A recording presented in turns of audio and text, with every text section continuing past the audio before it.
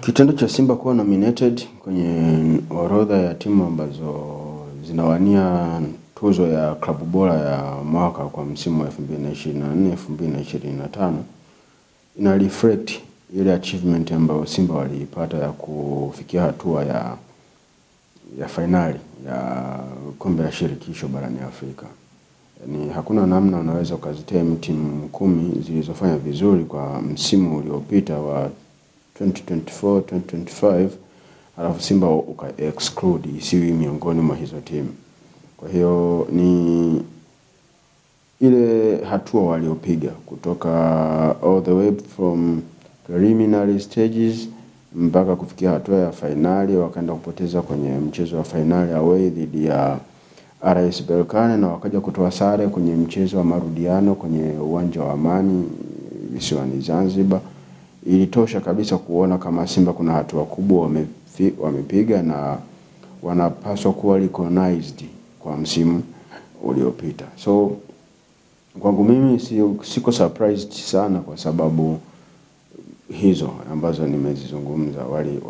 Wali move kutoka low stages kwenda kwenye the most highest stages kwenye mashindano ya kombe la shirikisho, ingawa hakufanikiwa kushinda lile taji. The same kwa Shomari Kapombe. Alikuwa ni mchezaji mwandamizi kwenye kikosi cha Simba na performance yake ilikuwa bora all throughout the competitions. Kwa hiyo hakuna namna ambavyo unaweza ukawa na doubt juu ya kuchaguliwa kwa Shomari Kapombe kuwa miongoni mwa wachezaji 10 wanaowania hii tuzo kwenye inayohusisha clubs zinazoshiriki mashindano ya CAF, kwa maana CAF Champions League na CAF Confederations Cup. Kwa hiyo ukiangalia mkusanyiko wa wachezaji ambao waliochukuliwa na kushiriki kwenye hizi nominations kwa maana ya kuwania hizi tuzo, unaona kabisa ni mchezaji ambaye alistahili. Cha kwanza ni regular starter kwenye kikosi cha Simba Sports Club, lakini cha pili ni miongoni, by that time alikuwa ni miongoni mwa manahodha wa klabu ya Simba. Achana na sasa hivi ambapo yeye ndio nahodha pase baada ya Mohamed Hussein kuwa ameondoka, lakini pia sio tu kwa regular starter na kuwa sehemu ya uongozi wa klabu ya Simba, lakini ni mchezaji anayeperform kwenye level ya juu.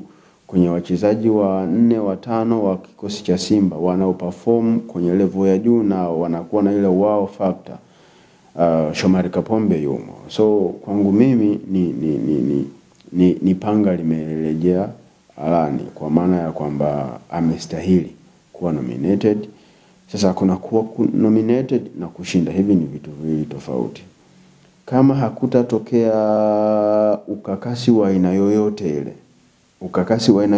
ile usipotokea, Fiston Kalala Mayele ndio mchezaji anayestahili kupewa hii tuzo, kwa sababu ameisaidia Pyramids kuwa mabingwa wa ligi ya mabingwa barani Afrika, and if I'm not mistaken ndiye mfungaji bora.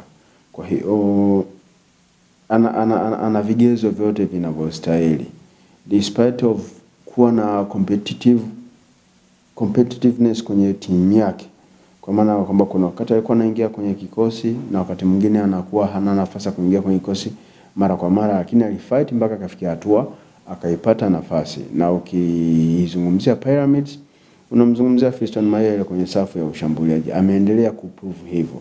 Na kitu kizuri kwake zaidi ni kwamba hata kwenye mchezo wa Super Cup ambao umefanyika last week I think, Fiston Mayele aliingia kwenye score sheet baada ya kufanikiwa kuipatia bao la ushindi timu ya Pyramids dhidi ya RS Berkane. Kwa hiyo unaweza ukaona kwamba huyu ni mchezaji ambaye ana nafasi kubwa sana ya kuwa mshindi wa hii tuzo. Kitu pekee yake ambacho kwenye hizi tuzo nimeona kwangu kuna ukakasi, nimeikuta Constantine mle ndani, timu ambayo kama sikusahau, nime confuse. I thought kwamba ni CS Sfaxien, nilikuwa na confuse hizi timu mbili, but CS Constantine wamepata nafasi na wao pale, ingawa hawakwenda mpaka kwenye finali. I think walisha hatua nusu finali kama robo finali, I think ilikuwa nusu finali ndipo walipoishia. Na ASEC Mimosas na wao pia nimeona wapo kwenye ile orodha. Sio timu ambazo zilifanya vizuri sana, lakini unaona zipo pale. Kwa hiyo kwa maana ya kwamba wamechagua timu ambazo zinastahili, yes, ni timu ambazo zinastahili kwa sababu zili make it to the highest stages, kwa maana ya nusu finali. Sababu kwenye kombe la shirikisho nusu finali kwa Simba na RS Berkane, Simba RS Berkane, if I'm not mistaken, Constantine, yes I think, na Stellenbosch. Alafu kwenye ligi ya mabingwa walikuwepo Mamelodi Sundowns, walikuwepo Pyramids, walikuwepo CR Belouizdad kama sikosei, kitu kama hicho. Kwa hiyo ukiangalia zile top 10 ambazo zimechaguliwa kwenda kutengeneza ile orodha ya timu 10 bora, ni ile cream ya timu ambazo zilifanya vizuri kuanzia kwenye hatua ya robo finali kwenda kwenye hatua ya finali. Kwa hiyo uchaguzi umezingatia performance wise na kitu ambacho ndicho kilipaswa kuwa. Kwa hiyo kwangu mimi sijaona sehemu yoyote ile ambayo kamati ya mashindano ya CAF imepepesa.